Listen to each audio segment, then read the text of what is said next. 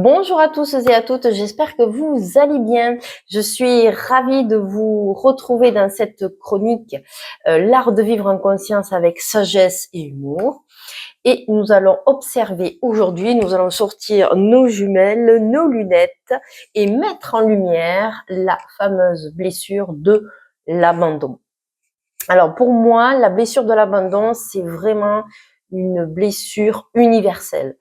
Euh, Elle nous amène à dire certaines phrases bateau du style j'ai besoin d'être aimé et je veux et je souhaite qu'on me le prouve.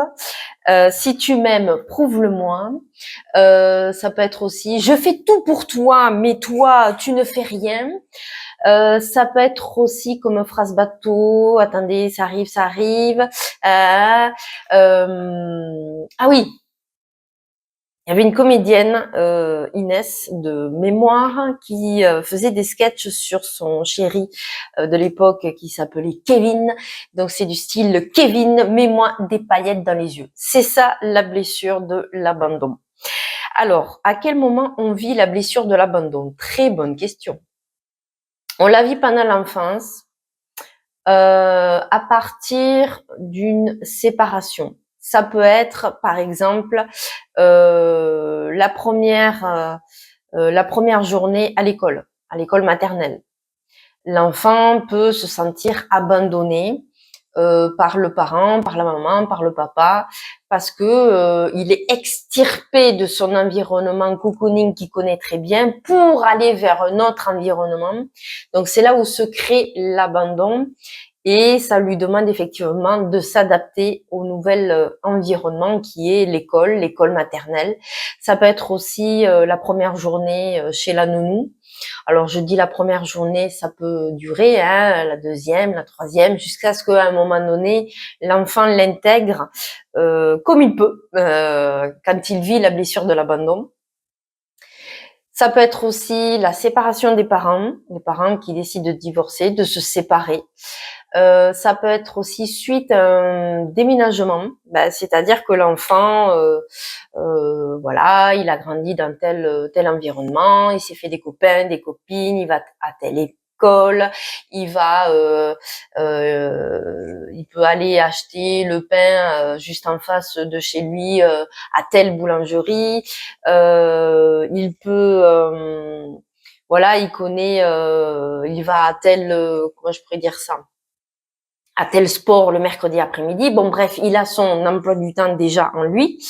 Et donc, le fait de déménager, ça veut dire il est extirpé de l'environnement qu'il connaît très bien pour aller vers un autre. Donc, c'est là où il vit cette séparation et il peut se sentir abandonné, même si les parents sont super contents. Ouais, super, génial, on va trouver une maison, on va aller vivre là, Sauf que c'est la loose pour l'enfant parce que lui, il se dit, mais mince, moi, je vais perdre mes amis, je vais plus aller au rugby, je vais plus faire ci, je vais plus faire ça, je vais plus voir mémé, bon, bref, vous l'aurez compris.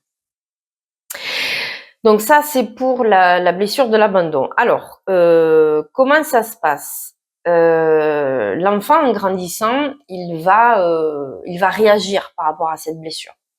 Donc, autant la blessure de la trahison, il peut se mettre dans des états de scénario, scène de théâtre, c'est très explosif, etc. Autant avec la blessure de l'abandon, il peut se mettre dans un état d'attente, dans un état de tristesse, dans un état de... il va faire la quête, il va attendre ce qu'on appelle, il va attendre de recevoir les miettes. Voilà. Ensuite, quelle est la différence entre la blessure du rejet et la blessure de l'abandon? Ça, c'est une question qui revient souvent en séance. Alors, la blessure du rejet, c'est, imaginez, je vous fais le scénario, ok? Vous me suivez? Vous sonnez chez un ami, vous êtes content d'aller le voir, et puis votre ami, il ouvre la porte, et puis voilà, il referme aussi sec la porte. Vous avez même pas eu le temps de lui dire bonjour, et encore moins s'il voulait faire le petit déjeuner avec vous ou un repas avec vous. Non, vous n'avez pas eu le temps. Ça, c'est le rejet. Ça veut dire qu'on vous claque la porte au nez. Donc c'est assez violent. La blessure de l'abandon, vous allez chez votre ami, vous êtes content d'aller le voir, vous lui faites une surprise et vous aimeriez l'inviter à manger ou faire le petit déjeuner ensemble. Votre ami ouvre la porte. Vous avez vu, je fais bien l'imitation de la porte qui grince. Et donc votre ami, donc vous lui dites bonjour, on est d'accord, c'est votre ami, salut, ça va, poteau, machin. Donc votre ami vous répond. Et puis vous lui dites bon ça te dit, on fait le petit déjeuner ensemble ou on va manger à l'extérieur. Et donc votre ami vous dit oh ouais, pas de souci, je vais. Écoute, ne bouge pas, je sors. Donc votre ami vous laisse chez lui, tandis que votre ami est sorti acheter soi-disant des croissants, mais en fait il vous a planté. C'est ça l'abandon.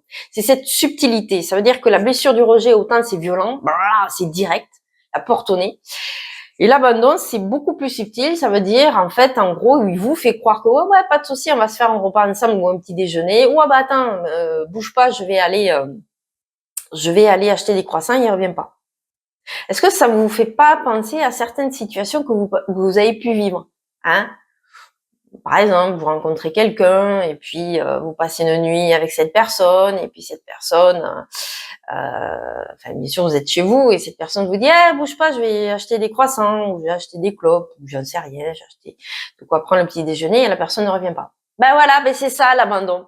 Hein, voilà, vous vous êtes reconnu. Très bien. Alors, vous aurez compris qu'on est là pour dédramatiser. Hein. Donc, je vous disais que l'enfant, en grandissant, va mettre des stratèges. Et ça veut dire aussi qu'il va faire en sorte que de retenir en fait son parent. Donc, ça veut dire qu'il va porter le masque du dépendant, donc la dépendance affective. Donc, par exemple, il peut se la jouer. Alors là aussi, scène de théâtre, il va faire semblant du style qu'il est à ma tête, qu'il est malade, pour que maman, papa s'occupe de lui, par exemple. Ça peut être aussi, en grandissant, les premiers amours, etc. Ne me quitte pas. Je sais pas si vous entendez cette chanson mélodieuse de Jacques Brel. Ne me quitte pas, pour toi, je t'offrirai. Voilà, vous connaissez. Donc il y a ça peut être ça, donc le chantage affectif. Et puis, ça peut être aussi surjoué. Ça veut dire, vous allez coller au maximum la personne et vous allez lui demander 36 000 fois, oui, mais est-ce que tu m'aimes? Non, mais parce que tu sais, j'ai fait ça pour toi, mais du coup, ça te plaît? Et au fait, comment tu me trouves? T'as vu, je suis super jolie, j'ai mis une super nouvelle robe, mais au fait, dis-moi, est-ce que tu m'aimes? Donc, vous l'aurez compris qu'il y a plusieurs stratèges pour renforcer, en fait, la blessure de l'abandon. Ça, c'est une chose. Ensuite, il peut y avoir aussi, rappelez-vous, comme dans toute blessure, le côté, la pièce de monnaie, le côté pile et le côté face. Vous avez vécu de l'abandon par vos parents ou un de vos parents pendant l'enfance, vous pouvez abandonner aussi l'autre, ok?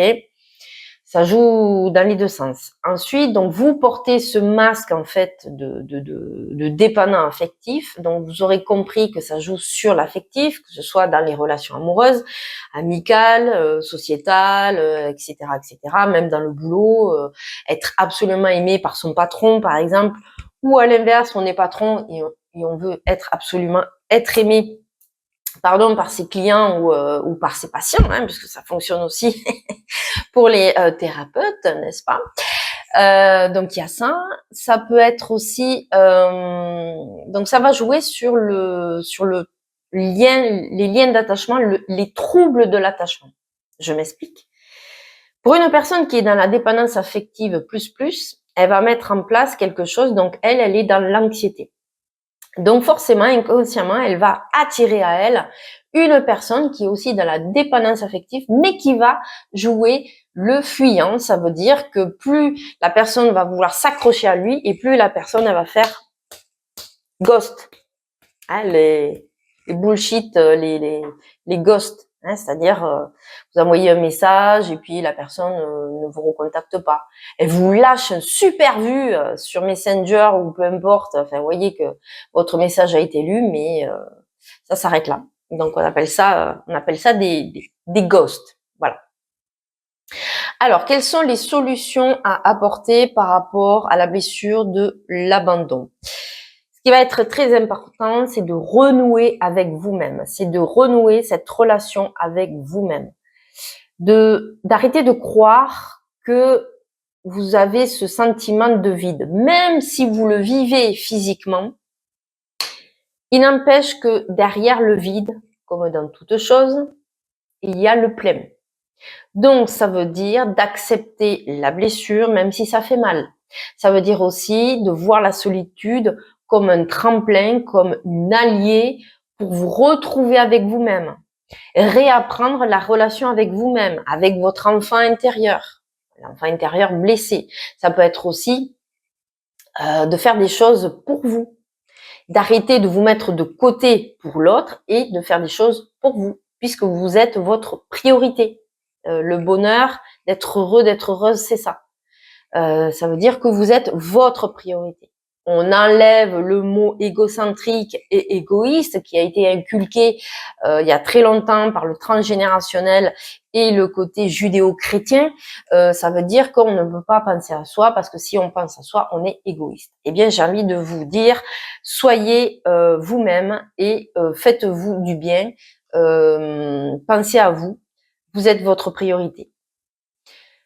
Il y a ça peut être aussi arrêter de vouloir sauver les autres. Ça veut dire aussi, qu'est-ce que je pourrais vous dire de plus? De faire des choses pour vous, pour mieux gérer la solitude. Et de faire cette solitude une alliée dans le sens d'apprendre à vous respecter, à dire non. Puisque quand vous dites oui à l'autre, souvent vous vous dites non à vous. Et puis d'être dans la joie et le plaisir. Et si vous regardez bien le mot abandon, ça donne le mot abondance. Ça veut dire que derrière le sentiment de vide, il y a le sentiment de plein. Donc ça passe aussi par faire des choses pour vous afin de nourrir votre être intérieur. Voilà, j'espère que ça vous aura plu, ça vous aura aiguillé concernant la blessure de l'abandon. Je vous dis à très vite pour une prochaine aventure. Merci, au revoir.